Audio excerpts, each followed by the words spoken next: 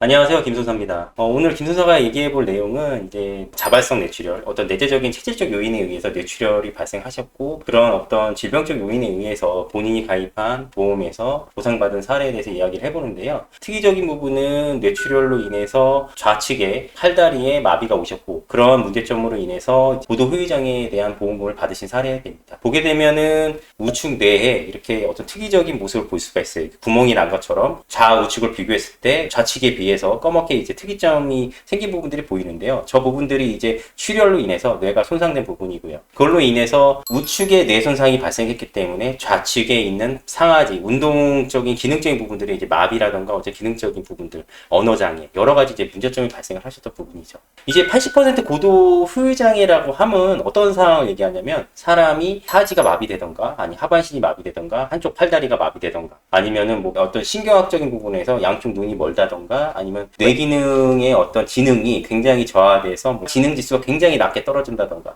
뭐 그런 문제점들이 발생을 해요. 보통 보게 되면 교통사고에서 척수신경이 손상돼서 사지마비라던가 하반신 마비, 불구가 되시는 부분들이 이제 고도 후유장애 대부분 많이 적용되는데 이분 케이스 같은 경우는 나이가 이제 50대 중후반의 중년의 분이셨고 기본적으로 당뇨하고 고혈압의 어떤 질환을 앓고서 오랫동안 약을 드시고 이제 경과관찰을 하셨던 분이죠. 이러한 분들의 이제 문제가 뭐가 되냐면은 우선 운동을 안 하세요. 운동을 안 하시고 항상 이제 시간에 쫓기셔서 이제 업무에 시달리고 스트레스를 많이 받으시죠. 그리고 약에 의존해서 이제 약물 치료로서 고혈압과 당뇨를 관리를 하시는데 문제점은 뭐냐면은 아까도 말씀드렸죠. 운동을 안 하시다 보니까 이제 계속 뭔가 안 좋은 부분에 쌓이게 되는 거죠. 그러다 보니까 뇌혈관이 터지고 이렇게 이제 자발성, 내재적인 질병적인 요소에 의해서 이렇게 뇌출혈 사고가 발생을 했죠. 뇌출혈 사고가 발생을 해서 이분 같은 경우는 배액술이라고 해서 이 안에 혈중에 있는 부분들을 빨아내는 수술을 받았는데 그 부분만 잘 이행이 됐다고 해서 문제가 되는 게 아니고요. 생명 유지에는 문제가 되지 않지만 이제 불구가 된 거죠. 한쪽 팔, 한쪽 다리가 마비가 와서 걸을 때 이렇게 된 상태에서 이렇게 보행이 이런 어떤 보셨을 거예요. 중풍이 오시거나 풍 왔다고 해가지고 노인분들이 한쪽 발 한쪽 다리를 제대로 못 쓰면서 이렇게 보행을 하시는 분들을 종종 볼 수 있는데 그런 상태가 된 거죠. 그래서 기능적인 이제 평가를 봐야 되는데 보험약관에서 얘기하는 이제 고도 후유장애에 대한 평가 기준은 이런 마비 환자분들 같은 경우는 ADLS, 일상생활 기본 동작, 그러니까 밥 먹는 방법의 기능적인 부분, 옷 입는 거, 그 다음에 목욕하는 거, 근데 보행이 가능한 정도. 그걸 갖다가 일상생활 기본 동작의 합산으로 해서 장애율을 평가를 합니다. 근데 문제가 되는 거는 이제 한쪽 뇌, 우측 뇌의 손상으로 해서 좌측 상하지에 마비가 와서 기능적인 문제가 발생했을 경우에는 한쪽 팔다리는 멀쩡하거든요. 한쪽 팔다리는 멀쩡하기 때문에 그런 일상생활 기본 동작 제한으로서는 80% 이상 고도 후유장애에 대한 지급률이 적용이 되질 않아요. 그거보다 많이 낮게 나옵니다. 그렇기 때문에 평가 기준을 어떻게 할 거냐에 따라서 질병 고도 후유장애가 될 것인가 안 될 것인가가 이제 기준이 이제 정립이 되거든요. 이럴 때는 어떻게 적용을 해야 되냐면 이제 한 다리, 한 팔의 어떤 기능적인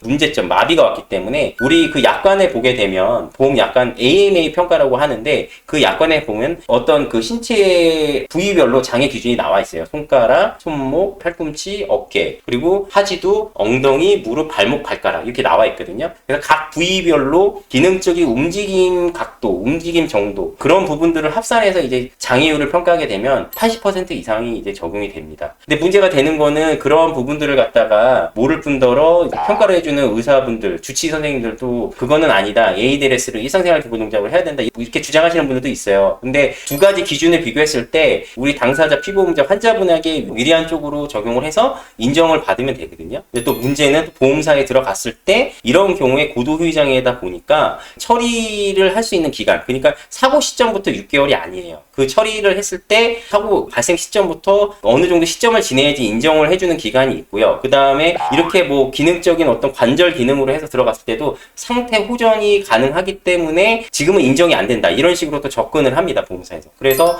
이런 부분들에 대해서 대처를 어떻게 할 건지 정확하게 좀 알아보시고 접근을 하셔야 돼요. 근데 이분 같은 경우는 80% 이상 고도 질병 후유장애라는 기준에 대한 보험이 있어서 그 부분을 위임하셔서 처리 받으셨고요. 주치의한테 평가를 받았던 내용들이 우측 뇌손상으로 인해서 좌측 어깨 관절부터 좌측 발가락 끝까지 어떤 각 기능적인 부분들을 물리치료실에서 기능적인 운동 제한 평가로 다 받아서 처리를 했던 내용입니다. 시간은 좀 굉장히 오래 걸렸고요. 왜냐하면 고도 후유장애라는 부분 자체가 어떻게 보면 80% 이상이 돼야 되는 부분이다 보니까 그러한 부분들을 보험사가 쉽게 인정을 안 하려고 해요. 왜냐하면은 자신들은 계속 영구적인 부분을 주장하기 때문에 영구적으로 이 한쪽의 어떤 80% 이상의 관절 기능 장애는 호전될 수도 있다. 영구적인 부분으로 인정 안 된다. 이런 주장을 자주 하거든요. 하지만 여기서 보여지는 이 사례에 이렇게 우측에 뇌가 손상됐던 우리 환자분, 피보험자분께서는 지금도 아까 말씀드렸다시피 한쪽 팔다리를 못 쓰세요. 어쨌든 본인께서 어떤 내재적인 질병에 의해서 발생된 부분이라서 뭐 누구를 원망하거나 어쩔 수 없는 부분이기 때문에 본인이 앞으로 이렇게 잔존하게 되는 영구적인 기능적인 신체의 문제를 대비하기 위해서는 보험이 가입이 돼 있어야 되고 그런 보험을 잘 활용을 하셔서 경제적인 문제에 대처는 해야 되겠죠. 중요한 거는 이런 어떤 뇌 손상에 의해서 마비 증세가 왔을 때 일상생활 기본 동작 제한 그런 부분을 처리하는 게 아니라 관절의 기능적인 문제로서 병합해서 처리도 할 수 있다. 이런 부분들을 꼭 알고 계시고 우리 심각한 어떤 그 장애가 남으신 분들에 대해서 도움됐으면 하는 바람으로서 영상을 한번 만들어 봤습니다.